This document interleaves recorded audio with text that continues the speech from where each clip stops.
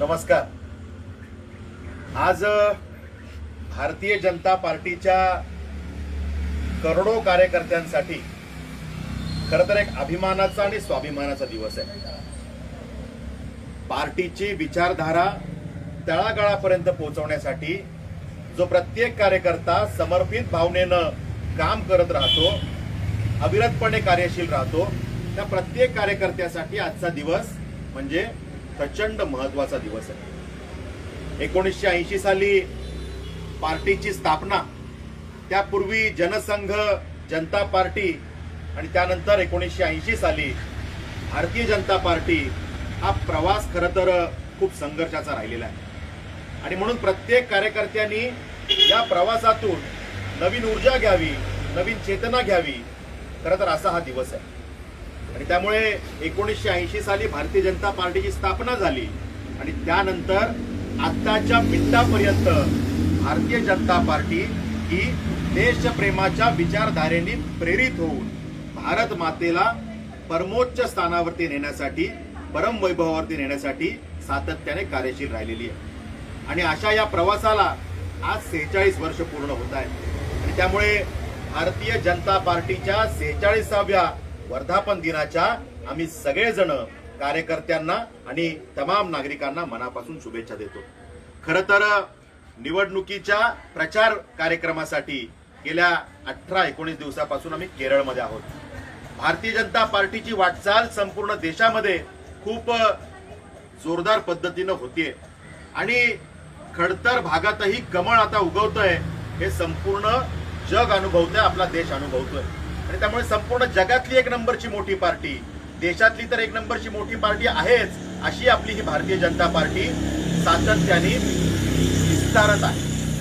आणि त्यामुळे महाराष्ट्रात कमळ फुललेलं आहे, गुजरातमध्ये कमळ हे फुललेलंच आहे, राजस्थान असेल, मध्य प्रदेश असेल, छत्तीसगड असेल, आता बिहार असेल, आसाम असेल, या सगळ्या भागातही कमळ खूप चांगल्या पद्धतीनं उमलत आहे। आणि केरळ सारख्या भूमीमध्ये सुद्धा आता कमळ उमलणं ही काळाची गरज ठरलेली आहे। म्हणजे विकसित भारत निर्माण करताना सगळीच राज्य विकसित असावी ही भूमिका आदरणीय पंतप्रधान मोदयांनी ठेवलेली आहे। त्याच पद्धतीनं केरळमध्ये सुद्धा विकसित केरळ करायचं असेल तर या ठिकाणी सुद्धा कमळ ही काळाची गरज आहे। आणि त्यामुळे आम्ही सगळे कार्यकर्ते प्रचंड मेहनत घेतोय। इथले जे कार्यकर्ते आहेत, जे अनेक वर्षापासून संघर्ष करतायत, त्यांच्या साथीनं आम्हीही काम करतोय, त्यांना कुठेतरी मदत करण्याचा प्रयत्न करतोय आणि या भूमीत कमळ उमललं पाहिजे या भावनेतून आम्ही सगळेजण काम करतोय आणि खूप चांगलं वातावरण आम्ही इथे अनुभवतोय।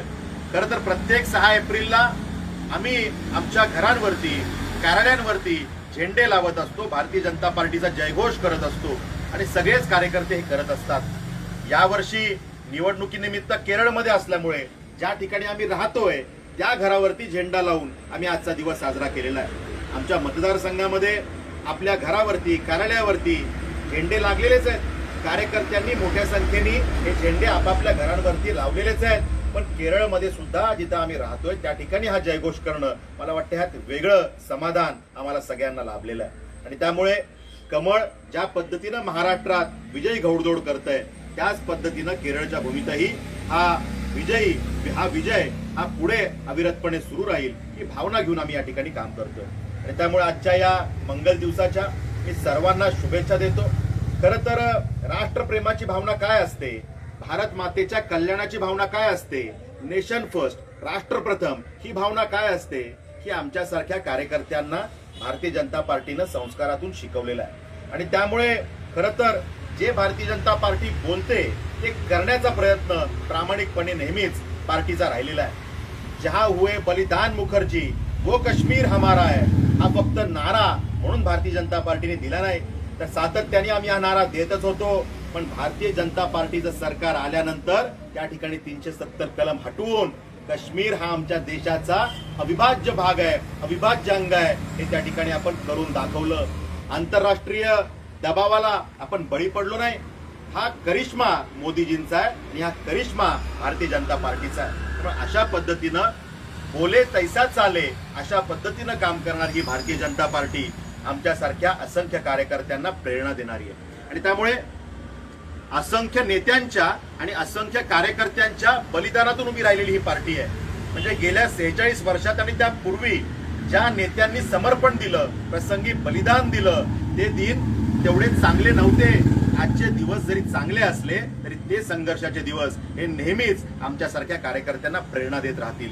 आणि त्यामुळे आमच्या नेतृत्वानं दिलेलं बलिदान, त्यांनी दिलेलं समर्पण, त्यांनी केलेला संघर्ष खरं तर आजच्या भारतीय जनता पार्टीच्या प्रत्येक कार्यकर्त्याला ते अभिमानाचे क्षण आहेत, काहीतरी शिकवणारे क्षण आहेत. त्यामुळे इतिहासातून आपण काहीतरी शिकत असतो आणि त्यातून मग भविष्य घडवत असतो.